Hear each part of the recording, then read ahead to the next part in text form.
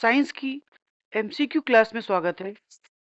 तो ये जो सीरीज चलाई जा रही है, जैसा आप लोग जानते हैं, सीटेट, यूपीटेट, साइंस की एमसीक्यू, ये जहाँ जहाँ साइंस के प्रश्न आते हैं उन सभी के लिए ये सीरीज बहुत महत्वपूर्ण होने वाली है।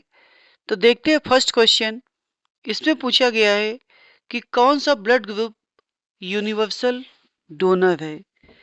देखिए, यूनिवर्सल डोनर कह दे या हिंदी में पूछ दे कि सर्वदाता ब्लड ग्रुप कौन सा है, तो इसका जो सही जवाब होगा वो होगा ओ ब्लड ग्रुप आपका सर्वदाता है।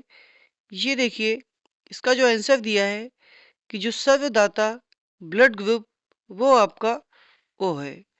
नेक्स्ट क्वेश्चन की तरफ।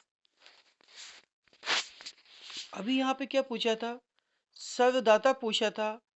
अब यहाँ बताना है कि कौन सा ब्लड ग्रुप सर्वग्राही है। तो जब आपसे पूछ दे कि सर्वग्राही ब्लड ग्रुप क्या है, तो जो इसका आंसर होगा वो आपका ए बी ब्लड ग्रुप वो सर्वग्राही होता है। तो आपने सर्वदाता भी समझ लिया कि सर्वदाता वो होता है, और सर्वग्राही भी समझ लिया कि सर्वग्राही ए भी आपका होता है। अगले क्वेश्चन की तरफ। अब ये जो सीरीज चलाई जा रही है, फिर से रिपीट कर रहे हैं, सीटेट, यूपीटेट सभी के लिए महत्वपूर्ण। इसमें क्या पूछा गया है? इंसान के शरीर में कौन सा अंग खून को फिल्टर करता है? कौन सा अंग खून को फिल्टर करता है? जब आपसे ये पूछ दिया जाए तो इसका जो सही जवाब होगा किडनी। आप किडनी कह लीजिए या गुर्दा कह लीजिए, दोनों एक ही बात है। और अगर ये पूछ दे कि किडनी की कार्यात्मक इकाई क्या होती है, तो उसकी इकाई जो होती है वो नेफ्रॉन होती है। आइए आपको इमेज दिखा देते हैं किडनी की। ये देखिए, किडनी की इमेज है। और इसका काम क्या होता है? तो इसका काम खून को फिल्टर करना होता है। Next question. अब इसमें क्या बताना है कि कौन सी प्रक्रिया ठोस को गैस में बदलती है। कुछ सेकंड के लिए अभी आंसर आपका आ जाता है। तो अगर आप लोगों ने देख लिया हो तो क्या इसका सही जवाब होगा कि जो ठोस को गैस में बदलती है, ठोस को गैस में बदलती है, उस प्रक्रिया को क्या कहते हैं? तो उस प्रक्रिया को ऊर्ध्वपातन कहते हैं। क्या कहते हैं? ऊर्ध्वपातन कहते हैं। और ये देख लीजिए, इसमें सभी स्टेज दिखाई गई है कि सॉलिड से लिक्विड, लिक्विड से गैस, और गैस से सॉलिड। तो आप लोग इस क्वेश्चन को याद कर लेंगे कि कौन सी प्रक्रिया ठोस को गैस में बदलती है, तो जवाब होगा ऊर्ध्वपातन। अगले क्वेश्चन की तरफ। हमें क्या बताना है कि कौन सी धातु कमरे के ताप पर द्रव अवस्था में होती है। तो इसका जो सही जवाब होगा कि पारा एक ऐसी धातु है जो कमरे के ताप पर द्रव अवस्था में होती है। इसे याद कर लेंगे। और ये देखिए, यहाँ पारे की इमेज दिखाई गई है आपको। तो क्वेश्चन क्या था कि कौन सी धातु कमरे के ताप पर द्रव अवस्था में होती है, तो जवाब आपका पारा होगा। Next question.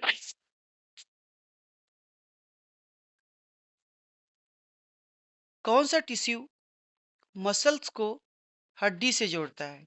अभी इसकी इमेज भी दिखाई जाएगी आपको। और अगर आंसर आप लोगों ने देख लिया हो तो क्या जवाब होगा कि मसल को हड्डी से जो जोड़ता है वो आपका टेंडन होता है। क्या होता है? टेंडन होता है। ये मसल को हड्डी से जोड़ता है। और यहाँ पे इमेज आप देख सकते हैं कि मसल है, और मसल को किससे जोड़ा गया है? हड्डी से जोड़ा गया है। तो उसको क्या कहते हैं? टेंडन कहते हैं। अब यहाँ पे उसका जस्ट अपोजिट अभी मसल को हड्डी से जोड़ा जा रहा था, अब यहाँ पे डायरेक्ट हड्डी को हड्डी से जोड़ते हैं।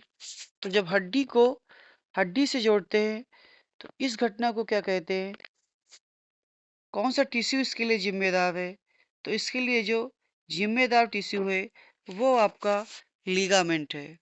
हड्डी को हड्डी से जो जोड़ता है वो आपका लिगामेंट होता है। यहाँ इमेज के माध्यम से हम लोग समझ सकते हैं कि हड्डी को जो हड्डी से जोड़ रहा है वो आपका लिगामेंट है। और ये टॉप 10 क्वेश्चन की सीरीज आपके सभी एग्जाम के लिए महत्वपूर्ण है। तो आप लोग इस सीरीज को देखते रहे, शेयर करते रहे। नेक्स्ट क्वेश्चन इस पे देखिए पूछा गया है कि कौन सी घटना आसमान का नीला रंग दर्शाती है। देखिए आपको पता होगा कि जो आसमान का रंग होता है वो नीला होता है। हमें ये बताना है कि इस घटना को हम लोग क्या कहते हैं। तो इस घटना को हम लोग स्कैटरिंग कहते हैं। क्या कहते हैं? स्कैटरिंग कहते हैं। और देखिए इमेज में पूछा गया है कि आसमान का रंग जो होता है वो नीला ही क्यों होता है। तो आप लोग समझ गए होंगे कि आसमान का रंग नीला जो होता है उसका जो कारण है वो स्कैटरिंग है। और इसको हिंदी में विकिरण कहते हैं। हिंदी में क्या कहते हैं? विकिरण जब आप दे लेंगे कि आसमान का रंग नीला जो होता है वो स्कैटरिंग के कारण होता है। यहाँ पे आप लोग इमेज देख रहे होंगे और क्वेश्चन क्या है आपका कि जो प्रेशर कुकर होता है इसमें जो इसका हैंडल होता है वो बैकेलाइट का क्यों बना होता है। तो क्या जवाब है कि बैकेलाइट जो होता है वो उष्मा का कुचालक होता है। उष्मा का कुचालक होने के कारण जो हैंडल होता है वो बैकेलाइट का बनाया जाता है। इस क्वेश्चन में पूछा गया है कि बाह्य निषेचन करने वाले प्राणी कौन से होते हैं। कौन से प्राणी बाह्य निषेचन करते हैं? तो कुछ एग्जाम्पल आपको दिए जा रहे हैं जैसे कि मेढक, मछली, स्टारफिश। देखिए स्टारफिश अगर नहीं होगा तो उसे हिंदी में तारा मछली कहते हैं या तारा मीन। ये भी आपका आंसर में दिया होगा। अब यहाँ पे इमेज देख सकते हैं आप लोग कि क्या बताया गया है कि बाह्य निषेचन करने वाले जीव कौन से होते हैं। तो मेढक और तारा मीन।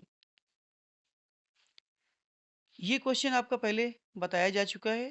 तो ये थे आपके साइंस के टॉप 10 क्वेश्चन। धन्यवाद।